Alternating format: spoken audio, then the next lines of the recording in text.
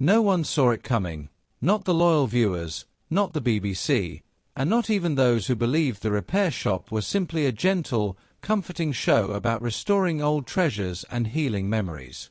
While audiences were absorbed in emotional reunions and painstaking restorations, something else was quietly unraveling behind the scenes, not an heirloom, but the calm and trusted image at the heart of the show itself. When the BBC suddenly pulled certain episodes from rotation and Jay Blades vanished from the spotlight, fans were left confused, and the silence only fueled speculation.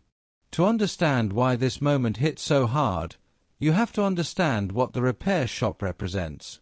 Since its debut on BBC Two in March 2017, filmed at the idyllic Weald and Downland Living Museum in West Sussex, the show carved out a rare space in television, one built on patience, craftsmanship, and emotional honesty. Viewers weren't just watching broken objects being fixed, they were watching people reconnect with lost pieces of their lives, all restored freely by experts who treated every item with reverence. As the show grew into a global phenomenon, eventually moving to BBC One and winning major awards, its cast became trusted figures, especially master clock restorer Steve Fletcher, whose calm precision and quiet presence made him a fan favorite, and Jay Blades, whose warmth, charm, and openness turned him into the emotional anchor of the series. But Jay's journey to that role was anything but simple.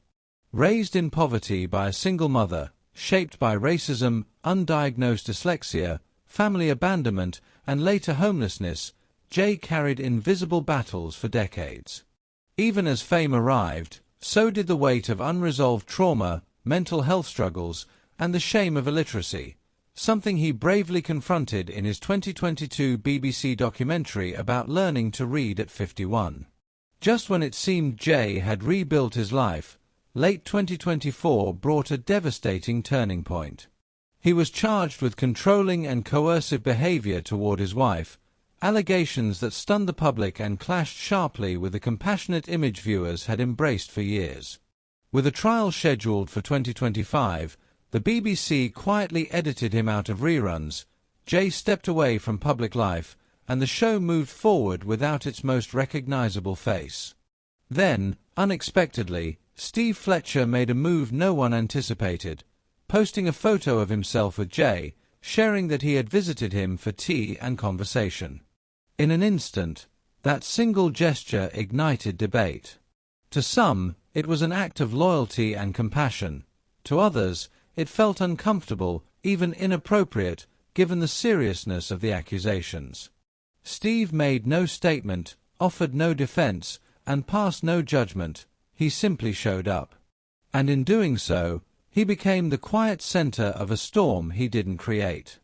As the repair shop continues in this new era, its tone subtly altered and its dynamics reshaped, viewers are left grappling with difficult questions about loyalty, silence, accountability, and humanity.